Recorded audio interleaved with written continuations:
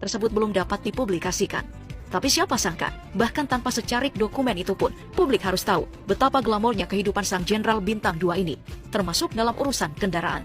Memang secara garis keturunan, Ferdy Sambo berasal dari keluarga yang bisa dibilang cukup mapan. Bagaimana tidak, sang ayah, Peter Sambo, juga merupakan perwira tinggi Polri dengan pangkat terakhir Mayor Jenderal Polisi, atau yang kini disebut Inspektur Jenderal Polisi dengan 2 bintang di pundaknya. Latar belakang keluarga sebagai abdi negara tersebut mengantarkan Ferdy untuk kemudian mengenyam pendidikan kepolisian di Akpol. Tidak begitu sulit. Tahun 1994 silam, pria kelahiran Kabupaten Baru, Sulawesi Selatan, 9 Februari 1973 ini, berhasil menyelesaikan pendidikannya. Sebagai perwira baru, ia diletakkan sebagai Pamah Lemdiklat Polri, sesaat setelah kelulusannya.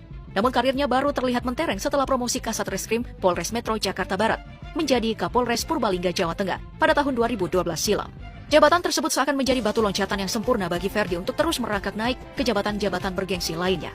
Benar saja, di tahun 2015, ia didapuk sebagai Wadireskrimum Polda Metro Jaya. Saat itu namanya turut melambung ketika sang atasan langsung, Kombes Krisnamurti, yang kala itu menjabat sebagai Ditreskrimum Polda Metro Jaya, menangani kasus ledakan di Sarina pada tahun 2016 silam. 3 tahun berselang dari kejadian menggemparkan itu, Ferdy telah menduduki jabatan yang tak kalah bergengsi, yaitu Dirtipidum Bareskrim Polri. Memiliki kedekatan khusus, Ferdy akhirnya dipromosikan sebagai Kadif Propam Polri sesaat setelah pengangkatan Jenderal Listio Sigit Prabowo sebagai Kapolri. Banyak yang melempar suara bahwa kenaikan pangkat Ferdy Sambo adalah salah satu yang tercepat. Bahkan, ia adalah perwira termuda yang memiliki 2 bintang di pundaknya saat ini di usia 48 tahun. Hanya butuh kurang lebih 7 tahun bagi Ferdy untuk melesat dari AKBP saat menjabat Kapolres Brebes hingga melompat 4 tingkat menjadi Inspektur Jenderal di jabatan Kadif Propam. Tentu kenaikan pangkat yang signifikan tersebut tak lepas dari rentetan kasus-kasus besar yang sempat ia tangani. Selain ledakan di Sarina tahun 2016 lalu, Ferdy juga menjadi garda terdepan saat kasus kopi sianida Jessica Wongso bergulir. Setelahnya, buronan kasus korupsi Joko Chandra juga berhasil ia pulangkan dari pelariannya. Terakhir, Ferdy juga diketahui banyak memberi keterangan soal kasus kebakaran di Gedung Kejagung tak lama setelah Joko Chandra kembali ke tanah air. Sayangnya, di puncak gemilangnya karirnya, kakinya justru terpeleset ke arus kasus keji yang kemungkinan akan menghancurkan seluruh karirnya yang ia rajut sejak puluhan tahun lalu. Belum selesai kegelisahan tentang misteri yang tersibak di antara para ajudannya, pertanyaan-pertanyaan lain soal sosoknya juga terus dipertanyakan. Termasuk soal harta kekayaan yang seolah ditutup-tutupi selama drama ini bergulir. Seperti diketahui bersama, kisaran gaji polisi berpangkat Inspektur Jenderal hanya berada di rentang 3,3 hingga 5,5 juta rupiah. Tapi, nominal tersebut hanya besaran gaji pokok, belum termasuk tunjangan kinerja yang bisa mencapai 29 juta rupiah.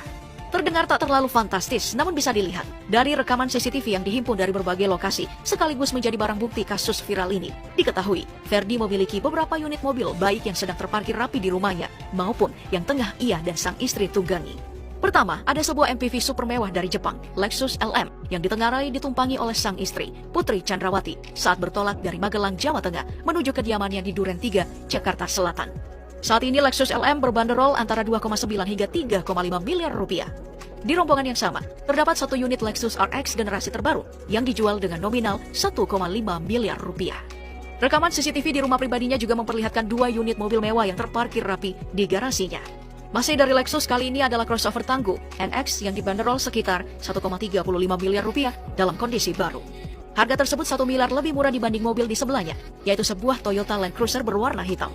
Untuk memboyong mobil legendaris ini, siapapun yang berniat meminangnya minimal harus merogoh kocek 2,2 hingga 2,3 miliar rupiah untuk mobil ini.